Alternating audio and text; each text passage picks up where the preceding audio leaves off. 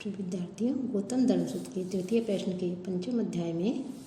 प्रायश्चित का वर्णन करते हुए सुरापान का प्रायश्चित, अज्ञानवश सुरापान करने पर प्रायश्चित,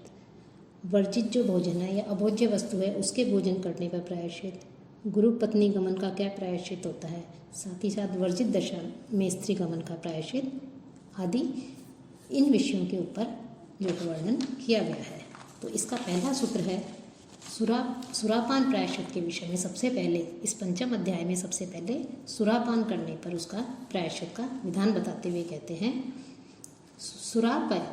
सुरापस्य ब्राह्मणस्य उष्णाम असिंचेयुः सुरामासील्यत शुद्ध्येत। कि जो सुरा का पान करने पर,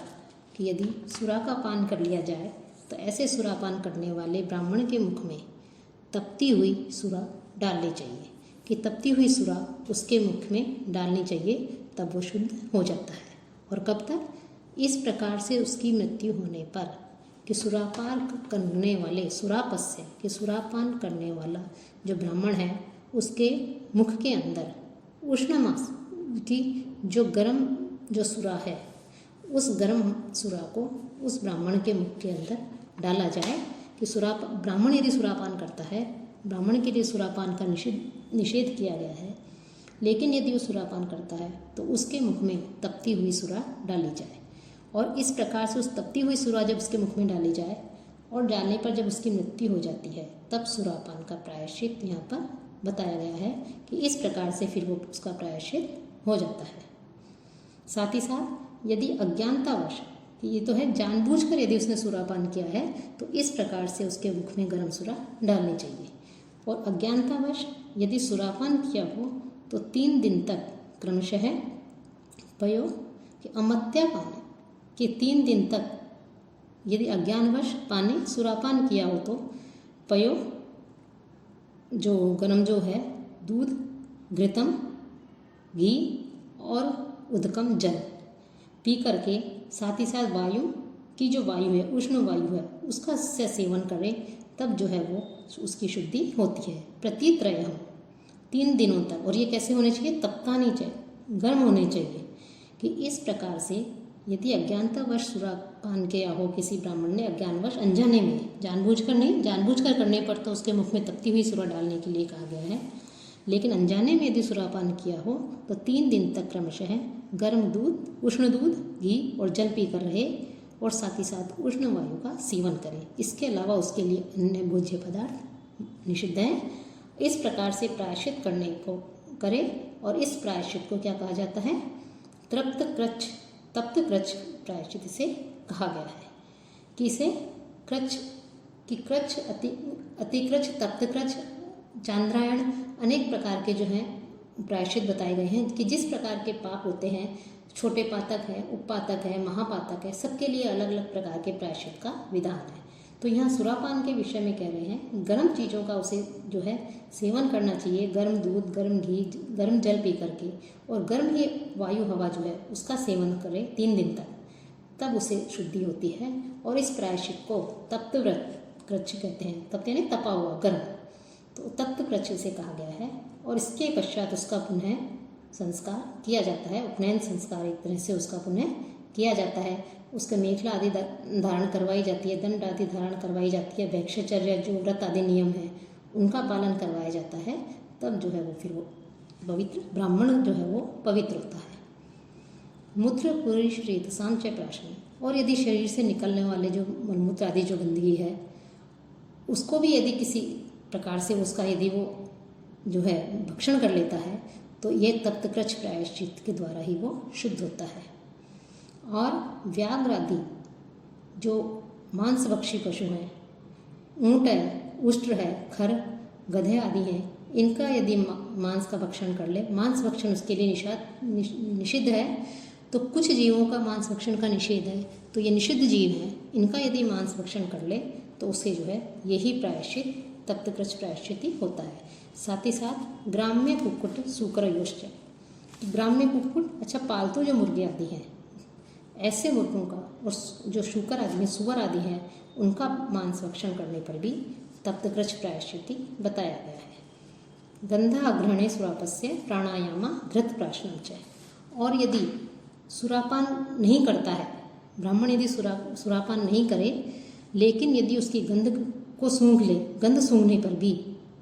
उसको पाप लगता है, और उस पाप से वो कब मुक्त होता है कि जब वो 3 बार प्राणायाम करे और घी पिए। तो 3 बार प्राणायाम करने पर एवं घी पीने पर उस ब्राह्मण की उस सुरा का जो उसने गंध को जो उसने सूंघा है, उस पाप से उसे मुक्ति हो जाती है, वो शुद्ध हो जाता है। साथ ही साथ मांसभक्षी पशु आदि हैं, ऐसे पशु आदियों के द्वारा काट लिए जाने पर भी 3 प्राणायाम और गीत प्राशन से ये शुद्धि बताई गई है। अब यहाँ पर जो गुरु है उसकी पत्नी को भी आदर के स्थान दिया गया है शास्त्रों में, कि गुरु पिता के समान माना गया है, और गुरु की जो पत्नी होती है वो गुरु माता कहलाती है, माता के समान ही सम्माननीय है, हमें उसका आदर करना चाहिए, सम्मान करना चाहिए। ये शास्त्रों में और वैदिक ग्रंथों में, धर्मशास्त्रों में, निबंध ग्रंथों में भी ये बताया गया है। तो यदि कोई पुरुष गुरु पत्नी का गमन करता है, कि गुरु की जो पत्नी है उसके साथ में शयन करता है, तो उसके लिए भी प्रायश्चित बताया है कि तप्ते लोह शयने गुरु तुल्य गह शयित है, गुरु तुल्य गह, कि यदि गुरु जो है उस गुरु की जो पत्नी है, तल्प कि गुरु की जो गुरु पत्नी जो है उस गुरु की पत्नी के साथ में समागम करने वाले जो व्यक्ति है वो जलती हुई लोह शयने, लोहे की जो चारपाई है वो चारपाई पर शयित, उस चारपाई पर उसे शयन करना चाहिए। कि गुरु की पत्नी के साथ गमन करने पर, गुरु सम्मान का सूचक है, गुरु पत्नी गुरु माता के समान है, यदि उसके साथ में कोई पुरुष संबंध रखता है, कोई व्यक्ति संबंध रखता है, तो गुरु पत्नी गमन करने पर जलती हुई चारपाई की, लोहे की चारपाई है, उस पर शयन करने पर उसका प्रायश्चित होता है। या यदि उस पर शयन नहीं करता तो दूसरा प्रायश्चित बताया है कि तपाकर लाल की गई सूरमी, की तपाकर लाल की गई लोहे की जो स्त्री प्रतिमा है, ज्वलंती जलती हुई लाल की गई तपाकर, ऐसी श्रेष्ठ उस स्त्री प्रतिमा का वो आलिंगन करे, कि जिसे तपा करके लाल किया गया है, ऐसी स्त्री की कोई आकृति बनी हुई है, कोई मूर्ति बनी हुई है, लोहे की बनी हुई है, ऐसी उस गरम गरम मूर्ति का जो है वो आलिंगन करे, तब उसे उस पाप कर्म से मुक्ति मिल जाती है। और साथ ही साथ यदि ये भी या जो अपनी उसकी जो जन्नेंद्रिय है उस पुरुष की, जिसने गुरु पत्नी का मन किया है, गुरु की पत्नी का शयन किया है, तो अपनी जन्नेंद्रिया को काट करके अपनी अंजलि में रख करके दक्षिण पश्चिम दिशा को बिल्कुल सीधा चलता रहे, और तब तक चलता रहे जब तक गिर करके उसकी मृत्यु नहीं हो जाती है। तो वो जब उसकी मृत्यु हो जाती है तो मृत है शुद्धित, तो मरने के पश्चात वो उस पाप कर्म से मुक्त हो जाता है। इसके अलावा कहा गया है कि और भी स्त्रियां हैं, उनके साथ में भी यदि इस प्रकार के कार्य किए जाए, उनके साथ शयन किया जाए, तो भी गुरु पत्नी गमन के पाप के समान ही पाप होता है, और उसी के समान प्रायश्चित करना चाहिए। तो उनमें कौन कौन सी स्त्रियां ली हैं? सखी, कि अपने मित्र जो है उस मित्र की पत्नी हो, बहन हो, अपने कुल की कोई स्त्री हो, शिष्य भार्यसु शिष्य की पत्नी हो, या अपने जो पुत्र की जो पत्नी है, बधू है, या गाय है, उसके साथ में इस प्रकार से मैथुन आदि कर्म करने पर गुरु पत्नी गमन के समान ही पाप लगता है, और उसी के समान या तो उसे गर्म शैया पर सोना चाहिए, या गर्म जो लोहे की जो प्रतिमा बनी हुई है, मूर्ति है, उस मूर्ति का जो है आलिंगन करने पर ही उस पाप का जो है प्रायश्चित होता है। कि इस प्रकार के दुष्कर्म जो है उसका पाप ब्रह्मचर्य व्रत का खंडन करने पर जो पाप लगता है उस पाप के समान ही माना गया है। अब जो स्त्रियां हैं, स्त्री को भी के लिए भी प्रायश्चित बताए गए हैं, और दंड का विधान कहा गया है कि अपने से निम्न वर्ण के यदि पुरुष के साथ में स्त्री रहती है, शयन करती है, तो ऐसी स्त्री को राजा सार्वजनिक स्थान पर ले जाकर के दंडित कर सकता है। और साथ ही साथ उसके साथ इस प्रकार का व्यभिचार करने वाले, उस प्रकार का संभोग करने वाले पुरुष का भी वध कर सकता है। उसे यथोचित जो उसके राजा को जो शास्त्रों में जो विधि बताई गई है, उस विधि के अनुरूप वो उनका जो है उनको दंडित करे। और गर्दभेन अवकीर्णे निवृत्ति चतुष्पथे यजेत, कि अवकीर्णी उससे कहते हैं जो ब्रह्मचर्य व्रत का जो है पालन नहीं करता, ब्रह्मचर्य व्रत को खंडित करने वाला, ऐसे व्यक्ति को चौराहे पर ले जा करके निवृत्ति के लिए गधे आदि की बलि प्रदान करें, कि उसके इस प्रकार से ब्रह्मचर्य व्रत को जो खंडित करने वाला व्यक्ति है उसके लिए जो है बलि, कोई निरते ही जो यज्ञ आदि है उसके लिए यज्ञ आदि के लिए गधे आदि की बलि प्रदान करें। साथ ही साथ और उस गधे की जो बलि दे वो उस गधे के चमड़े को, उसका जो चर्म है उस चर्म को व्यक्ति इस प्रकार से उसको धारण करे कि उस जो गर्दभ है उसके बाल ऊपर की ओर रहे। अर्थात ब्रह्मचर्य व्रत को खंडित करने वाला व्यक्ति जो है गधे की बलि दे, उसका वध करे और कर उसको मार करके उसके चर्म को धारण करे और उसके बाल ऊपर की ओर रहें उस चमड़े के, और लाल रंग की मिट्टी का पात्र हाथ में लेकर के अपने दुष्कर्म को बताता हुआ कि मैंने किस प्रकार का कार्य किया है, मैंने ब्रह्मचर्य व्रत को खंडित किया है, इस प्रकार से अपने कर्म को बताता हुआ 7 घरों से भिक्षा मांगे। संवत्सरेण शुद्धित, और इस प्रकार से वो कार्य करने पर वो 1 वर्ष में फिर वो उस पाप से शुद्ध हो जाता है। और यदि भय या रोग के कारण अनजाने में या स्वप्न में यदि वीरस्खलन हो जाए या 7 दिन, तो 7 दिन तक अग्निकर्म और भिक्षाचरण नहीं करने पर जो ब्रह्मचारी है कि 7 दिन तक अग्निकर्म और भिक्षाचरण भी नहीं करे वो, तो ऐसा ब्रह्मचारी घी का हवन करे अथवा रेतस्य जो मंत्र आदि बताया गया है, ऐसे रेतस्य आदि मंत्र का उच्चारण करते हुए अग्नि में 2 समिधाएँ आदि रखे, तब जो है उसे उस पाप से मुक्ति मिल जाती है। और सूर्योदय के समय सोते रहने पर ब्रह्मचारी दिन भर मौन रह करके उपवास करते हुए खड़ा रहे,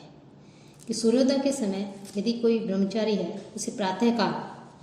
ब्रह्म मुहूर्त में उठने के लिए कहा गया है, लेकिन यदि वो सूर्योदय के समय तक सोता रहता है तो ऐसे समय पर ब्रह्मचारी दिन भर मौन रह करके उपवास करता हुआ खड़ा रहे, ये उसके लिए प्रायश्चित बताया गया है। कि यदि वो अस्वस्थ हो या अन्य कोई परिस्थितियाँ हो उसका तो वो उनको छोड़ करके यदि वो सामान्य रूप से स्वस्थ है या वो समर्थ है सुबह उठने में, तो तब भी यदि वो ब्रह्म मुहूर्त में नहीं उठता है, सूर्योदय के समय तक सोता रहता है, तो ऐसा ब्रह्मचारी के लिए प्रायश्चित है कि दिन भर जो है वो मौन रह करके उपवास करता हुआ खड़ा रहे। और सूर्यास्त के समय यदि वो शयन करता है तो रात्रि भर गायत्री मंत्र का जप करता हुआ एक ही स्थान पर खड़ा रहे, कि इस प्रकार से उसे नियमों में बांध रखा था, जिससे उसे इन नियमों का, कि आश्रम के जो नियम है, ब्रह्मचर्य आश्रम के या अन्य आश्रम व्यवस्था में वर्ण के जो नियम है, आश्रमों का नियम है, शास्त्र विहित जो कर्म है, उन कर्मों के विपरीत नहीं जाए और उनके महत्व को समझ करके अपने अपने धर्म का पालन करे। और यदि अपवित्र व्यक्ति को यदि किसी को देख ले, अशुचिम दृष्टवा, यदि अपवित्र किसी व्यक्ति को देख ले, जैसे चांडाल आदि हैं, ऐसे व्यक्ति को देखने पर आदित्यम इक्षेत, सूर्य का दर्शन करे, प्राणायाम कृत्वा, प्राणायाम करके, कि अपवित्र व्यक्ति का जिसको देखा जाना निषिद्ध बताया है शास्त्रों में, उसको देखने पर प्राणायाम करके सूर्य का दर्शन करें। और अभोज्य पदार्थ का भोजन करने पर तथा अपवित्र पदार्थ खाने पर, यदि शास्त्रों में जो भोजन का निषेध किया गया है उस भोजन का यदि वो भक्षण कर ले और किसी अपवित्र पदार्थ का भी यदि भक्षण कर ले, उसको निगल ले, तो उसके लिए उपवास करना ही उसका प्रायश्चित है। और वो तब तक उपवास करे जब तक उसका पेट पूर्णतः खाली नहीं हो जाए, अर्थात जो कुछ भी उसने भक्षण किया है वो शरीर से बाहर नहीं निकल जाए। या त्रिरात्रावरम भोजनम, या कम से कम 3 दिन और 3 रात्रि का उपवास करने के लिए कहा गया है, कि अभक्ष्य का भक्षण करने पर या अपवित्र वस्तु का भक्षण करने पर या तो उपवास करे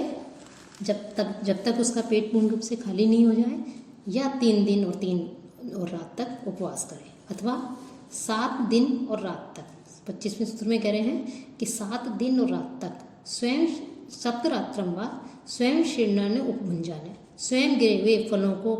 फलान्य अपनति, कि जो फल हैं उन फलों को खाकर रहने से पवित्र हो जाता है। अतिक्रामन,